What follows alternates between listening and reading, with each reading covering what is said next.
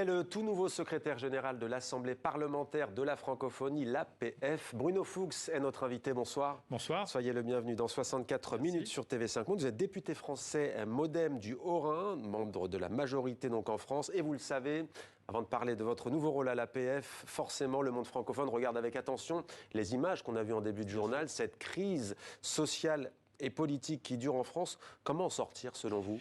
On ne peut en sortir qu'avec le dialogue et la discussion. Donc il faut renouer le dialogue avec une grande partie de la population qui ne veut pas de ce texte, qui ne connaît pas bien, mais qui n'en veut pas. Le message est clair. On a une proposition de Laurent Berger, de la CFDT, de proposer une médiation. Il faut que par tous les moyens, on puisse remettre les acteurs autour de la table et regarder réellement comment on sort de là. Et réellement, quand on lira ce texte, quand on verra le contenu de ce texte, on verra qu'il y a pas mal d'avancées qui sont positives. Depuis 3 mois, monsieur le député, les Français commencent à le connaître tout de même, je plus cette précision. Mais le MoDem courant, la famille à laquelle vous appartenez, pour cette médiation bien sûr, proposée par Laurent Berger, mais aussi la CGT de Philippe Martinez. Mais le gouvernement dit non, c'est pas obligé. Il n'y a pas quand même un jusqu'au-boutisme de la part du pouvoir. Je sais que vous faites partie de cette majorité, mais tout de même, ça commence à être... Moi, je pense que sur le fond, on doit faire une réforme des retraites, tout le monde le sait, mais que sur la forme, si la forme avait été aussi bien faite que cela, on ne serait pas dans une crise avec 10 manifestations depuis le début. Donc on a un problème de forme, de méthode en tout cas. Et aujourd'hui, la seule façon de s'en sortir, c'est de discuter. Et la proposition de Laurent Berger est une bonne proposition. Il faut refuser aucune proposition. On ne peut pas sortir si on ne discute pas. On a eu en France 3 grandes crises. Les gilets jaunes, Covid et puis la crise d'Ukraine qui concerne tout le monde. On ne peut pas avoir une 4e crise. Il faut calmer le jeu.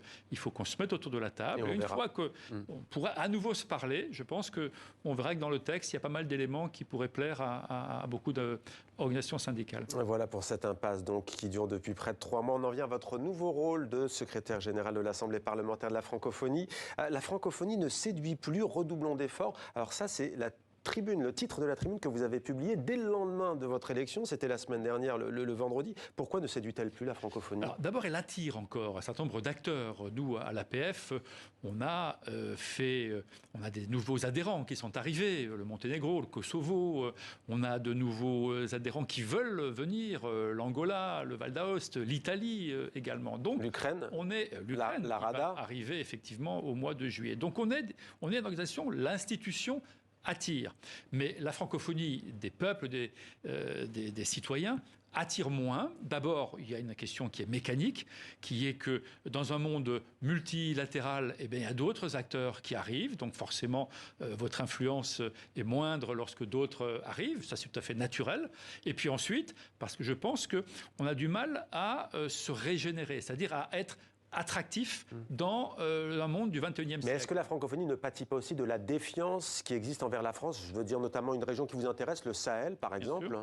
Alors ça, c'est un 3e facteur, effectivement. Il y a l'image de la France, mais qui à mon avis n'est pas structurante. Je pense que si la France s'amende, s'il y a une nouvelle stratégie, c'est des éléments qui, dans la durée, d'ici quelques années, peuvent s'estomper. La question la plus importante pour le monde francophone, c'est de dire, comme ça que je peux la formuler, comment un jeune aujourd'hui à Phnom Penh ou à Kinshasa, en se levant le matin, a envie d'apprendre le français, a envie de se projeter dans un monde francophone. Donc il faut réenchanter ce monde francophone.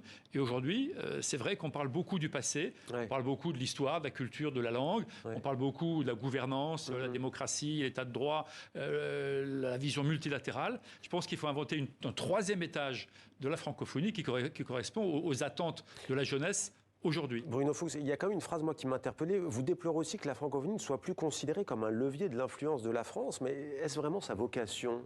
C'est parfois ce qui est justement mal vu.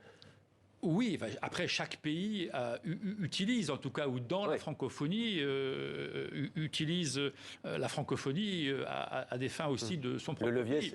Voilà, mais c'est vrai, on ne peut pas, aujourd'hui, la France et la francophonie et le français, on voit bien que la racine du mot est le même, et c'est ça justement peut-être qui prête à confusion, sont extrêmement liés. Donc oui, à travers la francophonie, le Québec, la Suisse, des pays africains également, utilisent cet espace-là pour renforcer leur influence. Alors, quel va être votre rôle concrètement ces prochaines semaines, ces prochains mois? On rappelle que vous allez travailler notamment avec Francis Drouin, Canadien, qui est président de l'Assemblée parlementaire de la francophonie, comme le veut l'usage et la tradition. Voilà. Quel va être votre rôle concrètement? Et puis le vice-président de l'Assemblée, qui est le président de l'Assemblée du Gabon, M. Boukoubi, qui sera le prochain président. Parce que c'est tous les 2 ans, ça tourne, un Nord-Africain, un Nord-Américain et un Africain tous les 2 ans. Et le poste de secrétaire général est dédié à la France, justement, pour que la France ne soit pas en première ligne, justement. C'est bien ça aussi la question. Alors moi, mon rôle, il va être, je vous l'ai dit, c'est la question que vous m'avez posée, essayer de trouver un corpus qui va essayer de réenchanter